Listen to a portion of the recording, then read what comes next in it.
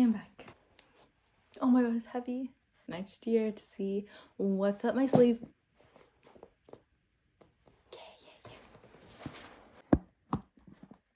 Welcome to my 2024 reading recap. To recap my year, I read 17 books of my 12 book goal, which is crazy. I think I exceeded my goal. It was like I read 146% of my goal. I believe I DNF'd or did not finish 4 books, and I'm currently reading 2 books. So that's kind of like the overview of how many books of my book stats for this year, but we're gonna get into each book and why I loved them or didn't love them. So just to recap, these are 5 of the 6 books that I read last year. Last year was my first year reading. I started off strong with The Silent Patient, which I think like literally just kickstarted my reading journey because it was a 5 out of 5 for me. According to my ratings from last year, I read The Silent Patient first, and that was 5 stars. I read In 5 Years, which was a 2-star. I read It Ends With Us, and then I read It Starts With Us, and I rated It Ends With Us a 3-star, and this was a 4. Verity, which was a 5-star. And finally, I read A Good Girl's Guide to Murder, which I rated a 5-star as well. My journey for reading last year, I kind of started off with thriller and quickly fell in love with it, and then wanted to experience more like romance-y books, but I just really didn't like Colleen Hoover. And then I read her Verity book, which is like more thriller mystery, and loved it, and now that's my favorite genre. I have my Goodreads pulled up. You should add me on Goodreads. We're gonna talk about the books that I read this year and what I rated them. The first book I read this year was The Housemaid.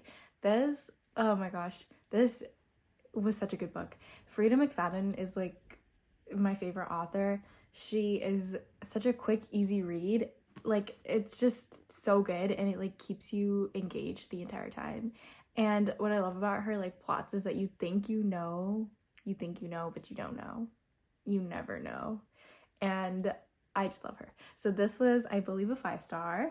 And then I read the sequel, which was The Housemaid's Secret, which one of my coworkers is borrowing right now, but it's the red cover, and I believe that one was probably like a 4 or a 5. It was also a highly rated one. And then she has another one called The Housemaid is Watching, which is the 3rd book of the series, which I have not yet read, but Ali has that one downstairs. What's next? What's she gonna pull out next? We don't know. And the next book that I read this year was Harry Potter and the Sorcerer's Stone. Harry Potter is my favorite thing ever. I love all the movies. You can probably see my Ravenclaw thing on my bed. It's literally my favorite thing ever. I have my wand here. I have like all the things, but I haven't read the series, so I'm kind of a fake fan. But I'm not. I've seen the series like a million times, you know?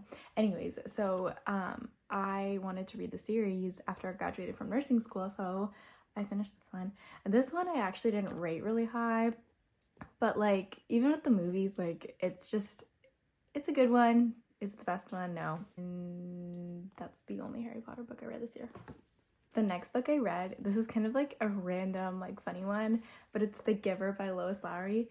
I remember reading this in like high school or middle school. I don't know. I remember reading this like when I was in school, and like not like I remember the general concept of it, but I didn't remember like, and I wanted to reread it, and so I bought this, and it's like literally the shortest read ever. I finished this book in 24 hours, and it was really great. It was good. Then I made my whole family watch the movie with me right after, which was not good at all, but it's a classic. Okay, getting into the next one. This is also, I feel like, a little random. I don't know how I found these books. Most of the books I find are from like Book Talk or like Goodreads. I don't remember how I found these, but it's The Selection and The Elite, which I believe there's like literally 6 books in the entire series, but I only read the first 2 because the second one was like, ooh, it's just not hitting as good as the first one. But it was a cool concept. These books I actually lost in Indonesia, in Lombok actually, in the airport, and I know exactly where I lost them, and I think somebody took them because I was like trying to reweigh my luggage, and I think somebody took them. So I rebought them for $4.99 and $6.49 for futuristic America. There's like a prince and like a king of America, and the prince courts like girls from different caste systems within America. It's cute. It was good. It was like a little like young adult like cutesy little book. Last book that I lost in Indonesia was The Seven Husbands of Evelyn Hugo. That book, I think I rated a 3. It was interesting, but it was just different for me. Like, I don't know. But it was okay. It was all right. I know that's like a conflicting opinion because it's a very popular book, but I don't know. Just didn't do it for me. The next book that I read is another Frida book, Never Lie. This book, I remember, like, I was still on night shift at the time, and I was up one night, like, late reading it, and I was so scared. I had to, like, put on background noise. Like, I put on a random YouTube video because I was terrified of this book. Again, like, you think you know, but you have no idea. And this book was the concept of, like, being stuck in a snowstorm in a cabin, like, alone with your significant other who, like, starts acting a little weird. I recommend. Oh, I wasn't telling you the ratings. This was a 5-star. It was a 5-star. The next book, I was on my thriller kick. So this is Good Girl, Bad Blood, which is the sequel to A Good Girl's Guide to Murder, which I read last year. And it was good. I feel like her books are also really quick to read. I think it's like, I don't know what I rated it, like a 4-ish. I rated it a 3, actually. I think this one was a little bit more predictable. It still had me, like, guessing, but it wasn't as good as the first one. But they did come up with, like, a series, I think, like a TV show of the first book. So I have still yet to watch that, but I'm really excited. I love it when books that I read become, like, shows or movies. Like, It Ends With Us, which I still have not watched either. Up next, maybe my favorite series that I've read so far. I haven't really read any series actually at all. This might be the only one, but it is the Abby Jimenez books. Let me tell you something. I was reading my thrillers, and then it was like summertime and like warm weather, and I was like, I want something cutesy. So I pulled out the Abby Jimenez books. Little did I know that they are not standalones. They kind of could be, but it makes way more sense if you read it in the order that she came out with them. So I read the third one first, then I read the first one, and then I read the second one. I read them like so out of order, so we'll go in order I read them, I guess. Just for the Summer is the best cutesy romance. Like, it's so good. I don't like romancy, but this one is just like sweet and like, just so good. So the main character is a nurse, which I loved, and she is like Miss Independent. I don't need no man, literally me.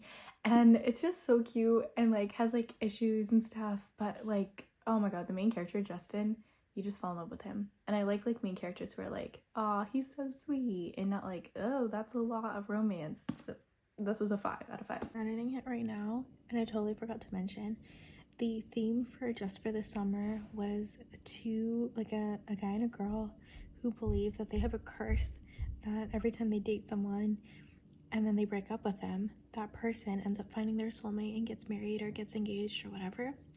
Which, if you know me, that literally happens to me with like every single guy I've talked to, like at least 4 or 5 times, where I've talked to a guy, it didn't work out, and then they end up engaged or married within like a couple weeks or a couple months.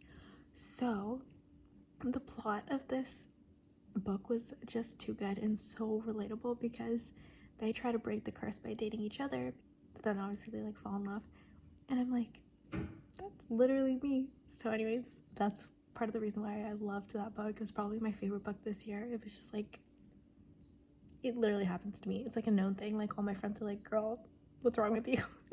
So yeah. Oh, this one was cute too. Like, this one is, think of like small town guy meets like doctor, which again, it like correlates with the other book because it's like they work at the same hospital, I think, or something like that. So like, you know the characters from the previous books, but I read it backwards. But falls in love with like doctor who like is busy all the time and like no small town life for her type of thing. But it's really cute how they like try to merge their lives together. And again, the main character is a really sweet man. And then the last one in the series is yours truly. Sorry, this is actually the second one in the series. But I read it last. This one was about, oh yeah, this one is cute too. So it also takes place in like hospital setting, which I think I just like really connected with those books because it was so cute. And you're like, oh wait, that'd be cute if that happened in the hospital. But like writing love notes to each other, but like, you know, this, oh, also her books really talk a lot about like mental health and anxiety and things like that. So this is a good one. I think I rated this one. So yours truly, oh, this was also a 5. Part of Your World, I rated a 4. But I think this one made me cry at the end. It was just so good. And here are my final 4 books that I read this year. All right, the last quarter of the year, I read The Perfect Marriage, which, one thing about me is I will see a book recommendation and add it to my like TBR, having no idea what it's about. And I don't know if it's like a bad trait because I like don't even know what to expect when I pick up a book. But this book literally made me feel so sick after I finished it.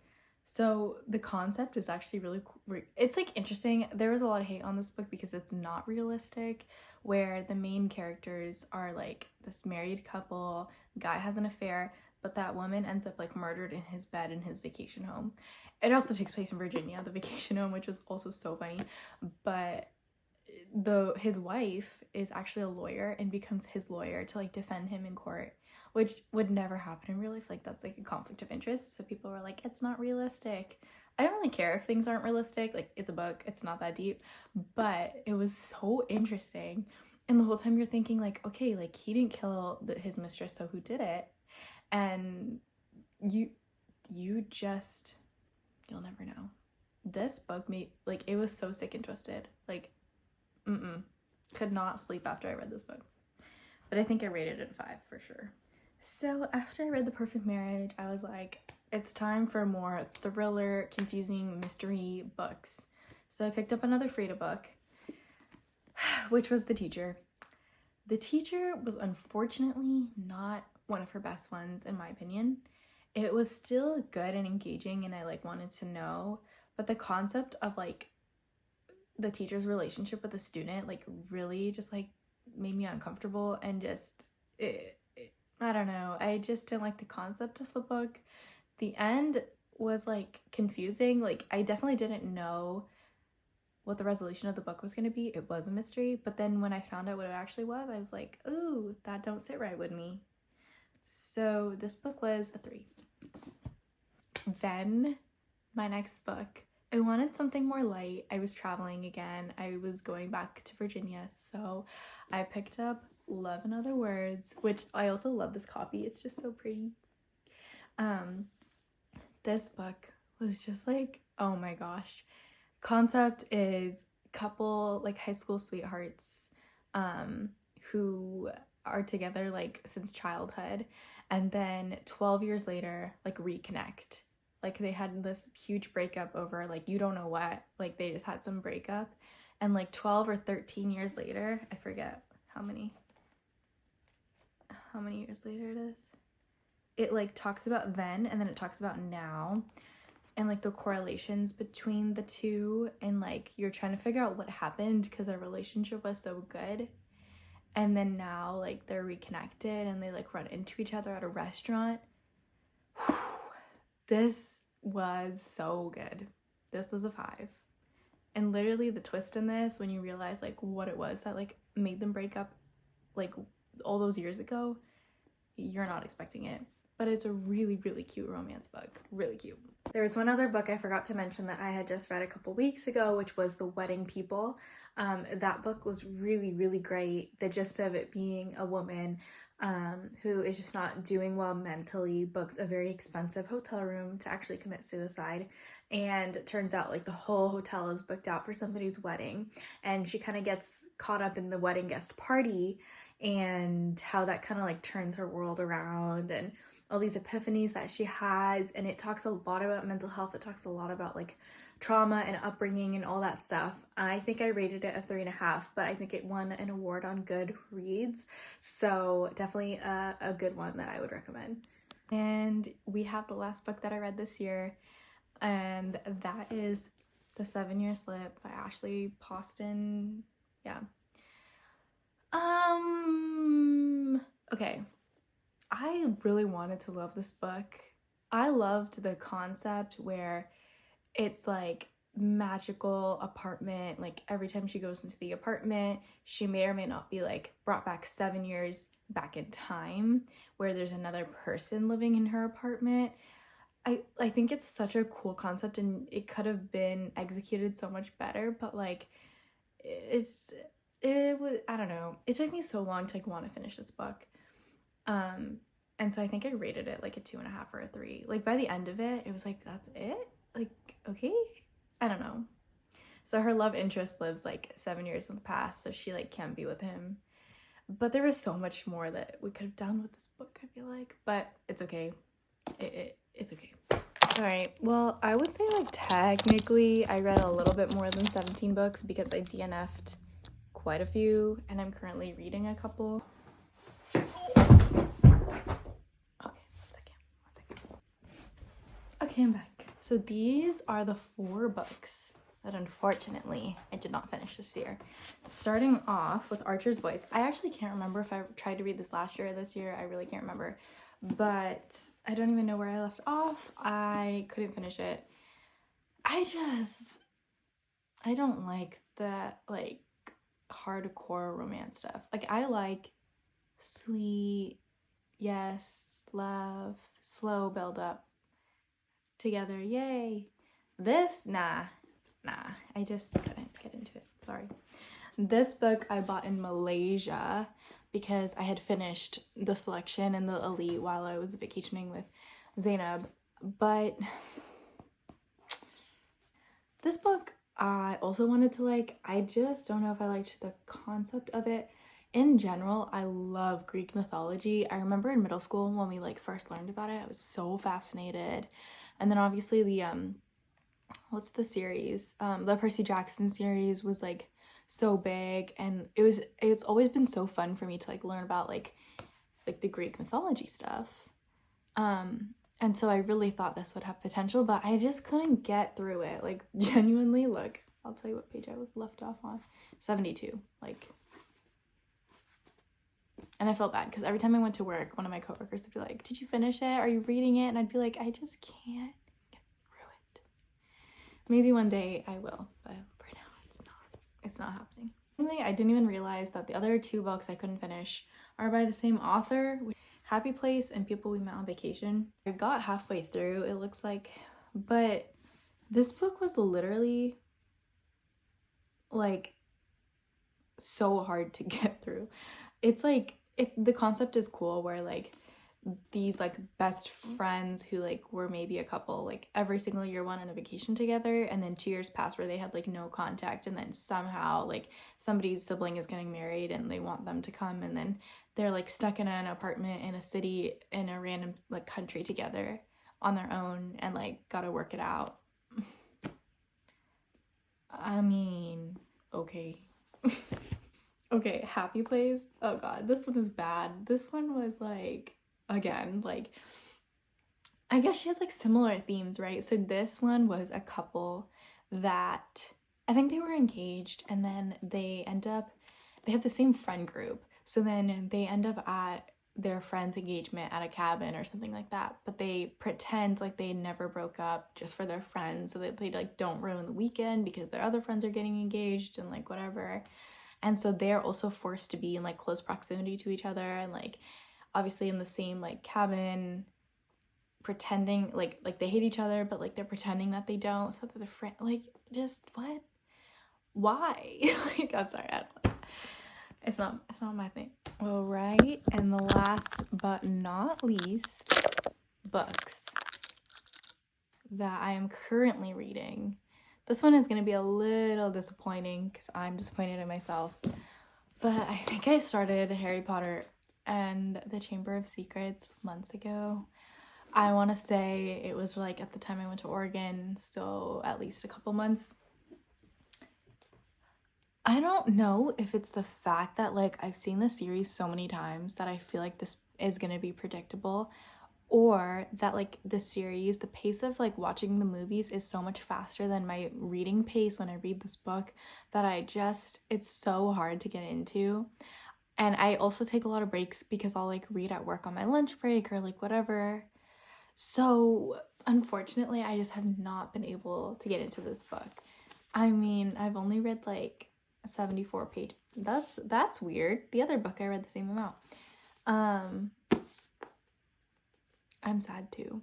I like want to so badly get to the next books because I know like the rest of the series is like there's so much more information that you just don't get in the movies, but I feel like the first couple are just so hard for me. Sorry, J.K. Rowling. And then I'm currently also reading The Boyfriend. I love the cover. It's so cool. There's like blood, and so far it's good. And I think it's about like modern dating, but like the man is a psychopath or something. I don't know. But it's really cool because the first like page of it has like a text message thread, which is so interesting, and like blood smeared on like somebody's cell phone. So she really got me. And these are all the books that I read in 2024. And finally, my 2025 reading goals are to read 20 books. I read 17 this year, so inshallah I can make it to the 20s next year. I would also love to delve into the world of fantasy and world building, so we'll see if I can get into that genre next year. There are some fun books that I'm excited to read. I also would love to read more Frida books, obviously. She really gets me out of reading slumps, which is really nice. If I've read like books that I'm like, it's been hard to get through. And lastly, I would love to get through some more Harry Potter books. We will see you next year with my new rating recap.